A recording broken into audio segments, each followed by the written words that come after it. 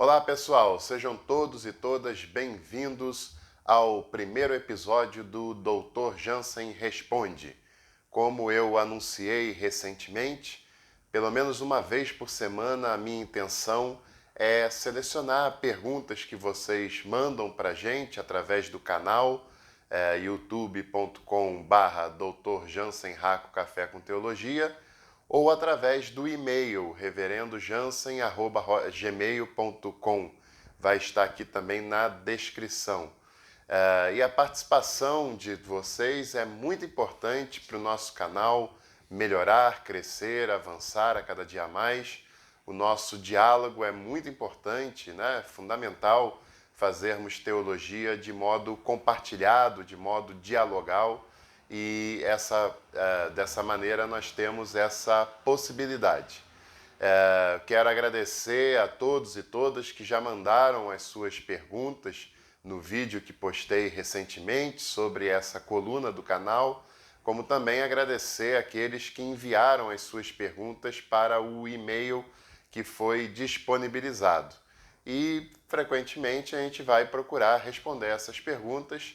Eu só alerto que pela rapidez do vídeo, pelo tamanho que os vídeos possuem, não dá para a gente fazer estudos longos que comecem no Antigo, Novo Testamento, ao longo de toda a história e tal. Não dá para a gente fazer um estudo tão longo assim, embora as propostas sejam também bastante interessantes. Mas quem sabe um dia a gente pode fazer cursos online sobre essas questões, né? Questões que levem mais tempo para a gente poder falar. Mas o propósito principal dessa coluna do nosso canal é perguntas mais específicas, perguntas mais pontuais, né? Para que a gente possa conversar um pouco a respeito disso. Então eu quero ler uma das primeiras perguntas que chegaram até nós, que foi da Carla Moreira. Ela mandou essa pergunta nos comentários do vídeo que eu coloquei sobre essa coluna, né? Quando nós anunciamos a coluna Dr. Jansen Responde. E ela faz uma pergunta que é o seguinte: até que ponto o dogma que eu sigo não se forma uma heresia? Bom, é uma pergunta interessante, não é tão fácil de ser respondida, mas que vale a pena a gente tentar esboçar algumas questões sobre isso, né? Primeiro que dogma é uma palavra muito forte, né?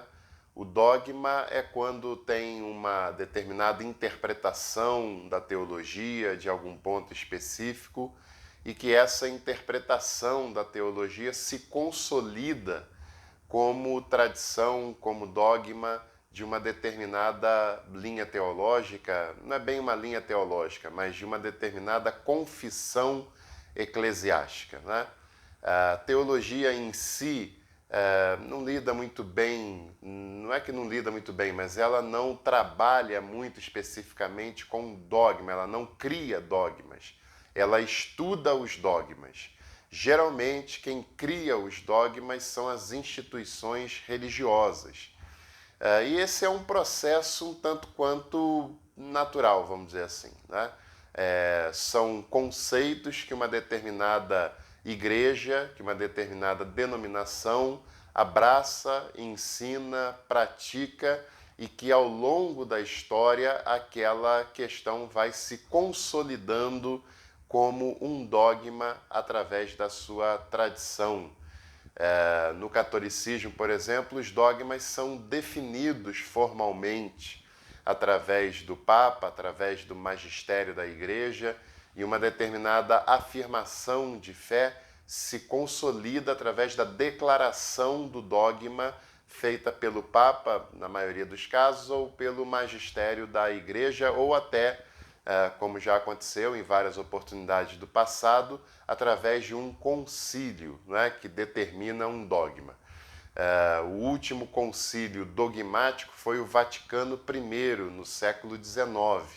De lá para cá só teve mais um concílio, que foi o Vaticano II, mas que não foi um concílio dogmático, ou seja, não foi um concílio convocado à época pelo Papa João 23 para definir dogmas, mas era um concílio pastoral, era um concílio em que o Papa tinha a proposta de abrir a igreja para pensar a modernidade, para refletir sobre o seu papel na modernidade.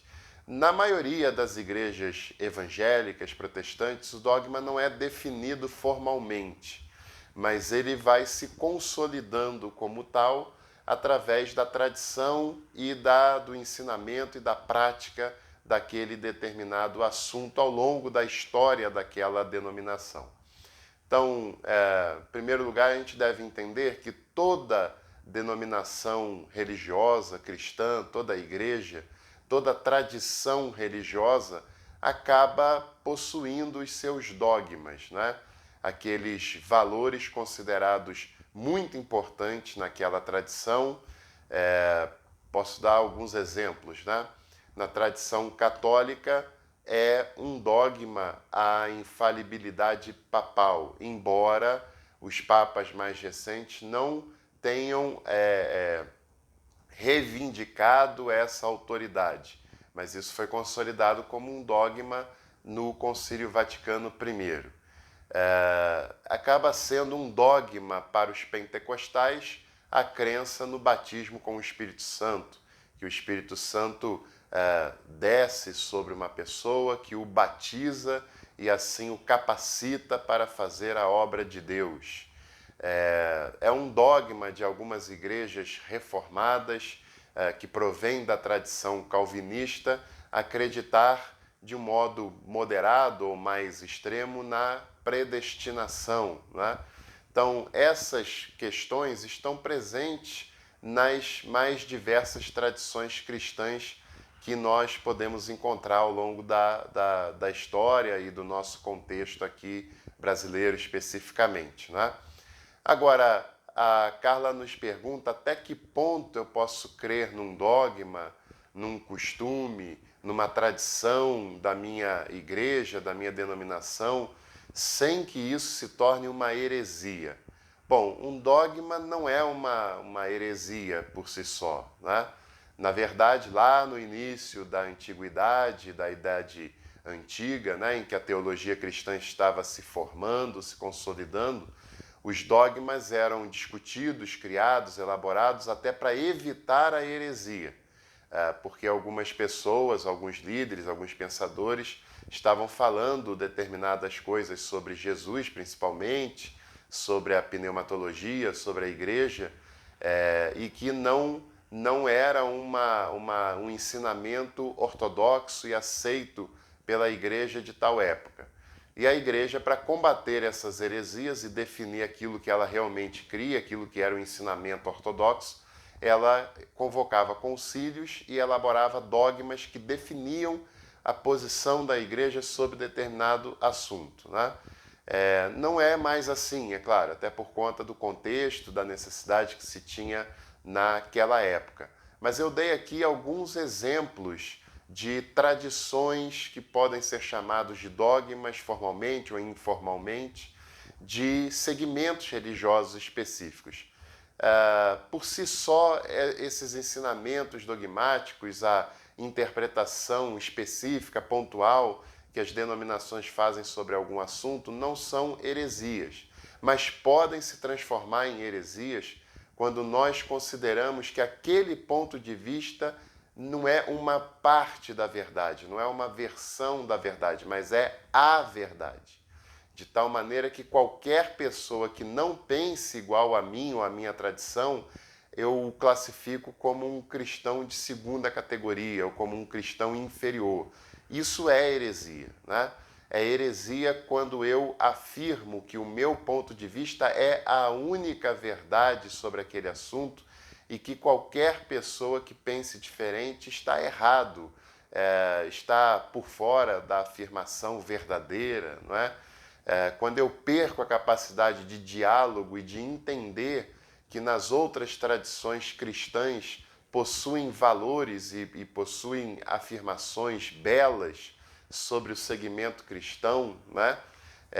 Ainda que em alguns pontos divirja do ponto que eu defino como sendo o mais importante, a versão mais importante, né? Quando eu perco essa capacidade dialogal, eu estou a um passo da heresia.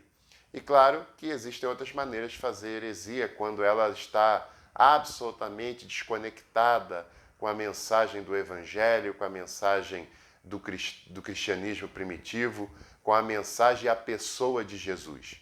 Quando o meu ensinamento ele é contrário, seja particular, seja de uma denominação, seja de uma tradição religiosa, quando esse ensinamento é contrário àquilo que Jesus ensinou através da sua vida, das suas obras, das suas palavras, isso é uma heresia e deve ser descartado. Na dúvida, fiquemos sempre com o ensinamento de Jesus.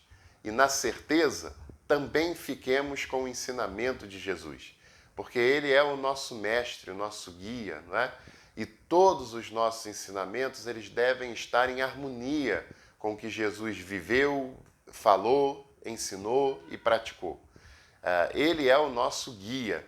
E qualquer ensinamento que seja contrário ao que ele viveu e ensinou é uma heresia, tá certo?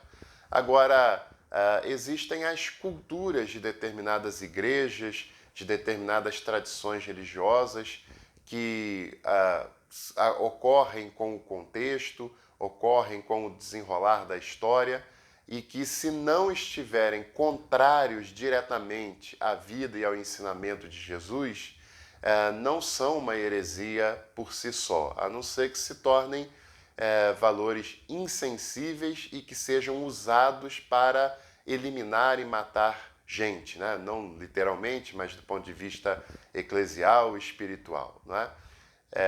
Uma vez os fariseus questionaram Jesus, dizendo que os discípulos de Jesus não faziam as cerimônias de lavar as mãos, de purificação, como era a tradição dos anciãos. Bom, a tradição por si só não é um problema. O problema naquele contexto é que Jesus aponta para eles que haviam ensinamentos essenciais que refletiam o caráter e o amor de Deus, como o cuidado e a honra com os pais idosos, não é? E que aqueles homens que estavam reivindicando a sua tradição religiosa não estavam praticando, que era o cuidado com os pais idosos. Eles declaravam as suas propriedades corbã, consagradas a Deus, não como uma maneira de adorar a Deus, mas como uma maneira irresponsável e insensível de fugirem da responsabilidade de cuidarem dos seus pais, conforme o mandamento divino orientava. Então esse é um bom exemplo.